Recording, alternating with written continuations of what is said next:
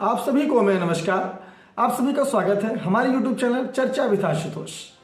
आज हम बात करेंगे CAA पर, अर्थात सिटीजनशिप अमेंडमेंट एक्ट, अगर हिंदी में से जाने नागरिकता संशोधन अधिनियम। अभी हाल ही में हमारे देश में यह कानून बना और उसे पूरे देश में लागू कर दिया गया है। अब लोगों के मन में इस कानून से जुड़े हुए कई सारे सवाल हैं। तमाम सवाल लोग मन में आ रहे हैं कि इसकी जरूरत क्या थी, इसका लाभ क्या है, ये क्यों लाया गया है। तमाम तरह के ऐसे सवाल लोगों के मन में आ रहे हैं। तो आज हम बहुत ही आसान भाषा में, बहुत ही आसान शब्दों में समझेंगे आखिर ये कानून है क्या। पहली बात तो मैं ये आपको बता दूं, ये कानून नागरिकता को देने का कानून है, ना कि नागरिकता को लेने का कानून है।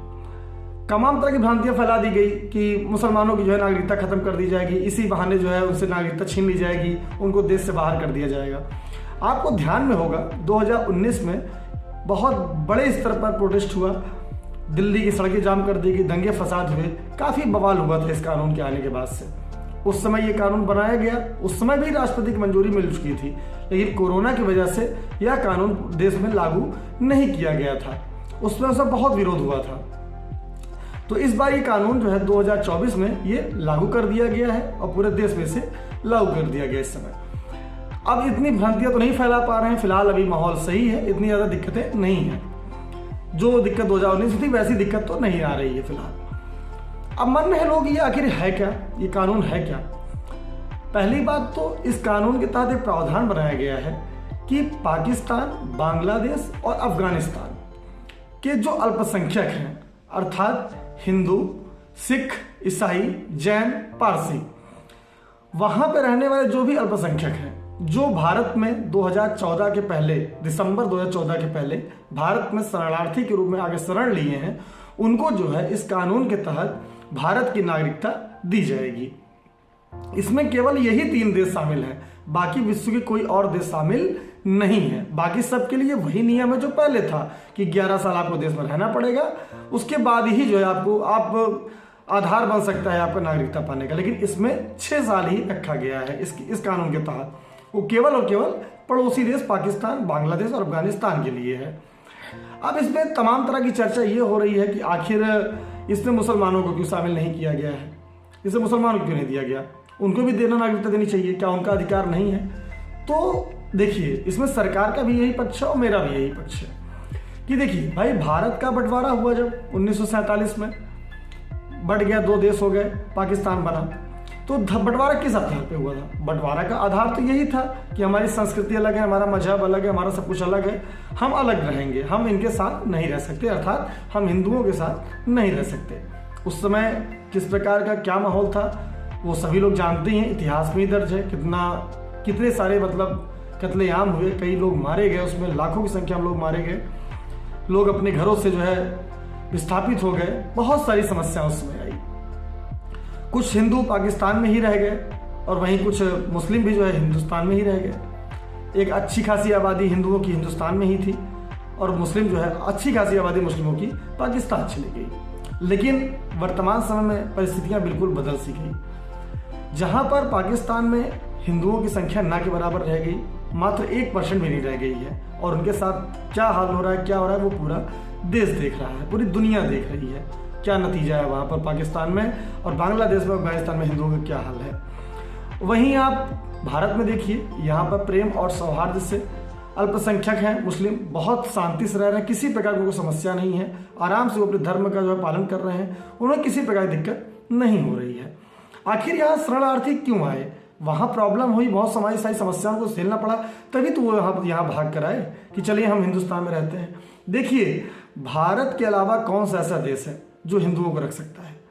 हिंदू केवल और केवल भारत में ही तो रह गए हैं। अब केवल आप अगर देखिए ना, ध्यान से देखिए ना, आप हिस्ट्री को उठाकर देखिए, हिंदू कहाँ रह गए हैं। एक समय भारत अफगानिस्तान तक लगता था, आज क्या हालत हो गई है? आज अफगानिस्तान में है हिंदू? नहीं है। पाकिस्तान में है हिंदू? ना के बराबर। बांग्लादेश में ना के बराबर। तो भाई ये कहा जा सकता है कि भाई मुस्लिमों को क्यों नागरिकता दी जाए? भाई वो उनका देश है, वो 3 मुस्लिम कंट्री हैं, वो तीनों मुस्लिम कंट्री हैं, आप वहाँ आराम से रह सकते हैं, आपको भारत में क्यों रहना है? भारतीय मुसलमान वो अलग चीज़ है, वो हमारे देश के, वो तो रहेंगे ही यहाँ पे, वो तो उनका अधिकार है यहाँ रहने का, लेकिन उनका अधिकार तो नहीं है ना भाई। उनको कैसे दिक्कत हो सकती है? वो तो इस्लामिक कंट्री ही है, वहाँ तो सब उनके धर्म को मानने वाले हैं, सब उनके मजहब मानने वाले हैं, उनके जैसे ही सारी पूजा पाठ पद्धति सब कुछ एक जैसी है, तो वहाँ उनको कैसे दिक्कत हो सकती है? तो मुझे लगता है ये तो अपने आप में मतलब बेवकूफ़ी ज़्यादा कुछ नहीं है कि हमको भी नागरिकता दो। काहे तुमको नागरिकता दे? धर्मशाला थोड़ी ना है ये कि जिसका मतलब मानो मुँह उठा चले जाओ भारत में रहने के लिए, ऐसा थोड़ी नहीं हो सकता है। तो भारत में जो इसके तहत यही बनाया गया है, केवल और केवल अल्पसंख्यकों को ही दिया जाएगा नागरिकता, बाकी और किसी को नहीं दिया जाएगा।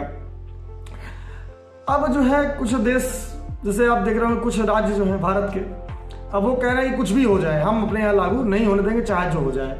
मोदी ने कर दिया तो हम थोड़ी लागू कर देंगे, हम नहीं होने देंगे अपने यहाँ सीए। अब देखिए ये तो हवाबाजी है, खाली हवा में आप कह सकते हैं नहीं लागू होने देंगे, जबकि हमारा संविधान का आर्टिकल 256 कहता है कि संघ अगर किसी विषय पर कानून बनाता है, अगर वो संघ का विषय है और नागरिकता संघ का विषय है, क्योंकि हमारे यहाँ दो एक नागरिकता होती है, राज्य की अलग नागरिकता नहीं है, आप केवल भारत के नागरिक हैं, भारत में सब कुछ है। तो अब वो कह रहे नहीं होने देंगे। अब 256 के तहत तो है कि भारत बनाएगा तो कानून जो बनेगा तो वो लागू करना पड़ेगा, हर स्टेट को लागू करना पड़ेगा, वो मना नहीं कर सकते हैं। और मान लीजिए बहुत ज़्यादा आप उछलेंगे, नहीं करने देंगे, नहीं करने देंगे करेंगे आप, तो उनके पास एक पावर और भी है, आर्टिकल 365, जिसके तहत उसमें लिखा गया है किसी मामले पर अगर कानून संघ बनाती है और जो है वो उस पर वो उनका जो वो कर उस पालन करना होता है, अगर राज्य उसका पालन नहीं करते हैं तो उनके पास एक पावर दी गई है, राष्ट्रपति शासन लगा देना, वहाँ की राज्य सरकार को खारिज करके राष्ट्रपति शासन लगा दिया जाएगा। तो ये कहना तो हवाबाजी है कि हम लागू नहीं होने देंगे, वो तो लागू होकर ही रहेगा और होगा, उसमें कोई दिक्कत नहीं है, ये तो कोई टेंशन लेने की बात ही नहीं है, वो तो होकर ही रहेगा। अब तमाम तरह की बातें इसमें हो रही है। देखिए राजनीति एक अलग चीज़ है, लेकिन भारत की स्थिति पर बात करना एक अलग चीज़ होती है। हर चीज़ पर राजनीति करना कहीं ना कहीं उचित नहीं है। विपक्ष राजनीति क्यों कर रही है आप अच्छे से जान रहे हैं, क्योंकि उनका एक वोट बैंक है जो वो केवल सोचते हैं हमारा ही है, वो डराते हैं कि आप बीजेपी को वोट मत दीजिए, तमाम तरह की ऐसी बातें होती रहे, वो एक राजनीति का विषय, मैं उस पर बात नहीं करना चाहूँगा। लेकिन आपको, मुझे पूरी उम्मीद है कि आप समझ गए होंगे कि सीए आखिर है क्या। और मैं एक बात मैं आखिर में यही कहना चाहता हूँ कि सीएए से किसी भी भारतीय मुस्लिम का कोई लेना देना नहीं है, ये दिमाग से अपने बिल्कुल निकाल दीजिए। आप आराम से रहिए, देश आपका है, आपका ही रहेगा, किसी प्रकार की आपको टेंशन लेने की जरूरत नहीं है। लेकिन हाँ, अगर कोई ये सोच रहा है कि बांग्लादेश, पाकिस्तान और अफगानिस्तान से आए हुए मुस्लिमों को यहाँ जो है नागरिकता दी जाएगी, तो ये असंभव है, ये नहीं होगा और होना भी नहीं चाहिए। सीधी सी बात है भाई, ये बिल्कुल ही गलत है। भारत देश है, भारत में भाई उनको ही दिया जाएगा जो वहाँ पे दिक्कत में है, और हिंदू और जो अल्पसंख्यक हैं वो दिक्कत में है, वो चाहे हिंदू हो, चाहे बौद्ध हो, चाहे सिख हो, चाहे ईसाई हो, उनको दिक्कतें हैं वहाँ पर, इसलिए उन्हें जो है भारत में शरण दी जाएगी और सीए के तहत उनको नागरिकता दी जाएगी। तो मैं समझता हूँ आपको ये बात मेरी समझ में आ गई होगी, आप समझ गए होंगे आखिर सीए है क्या।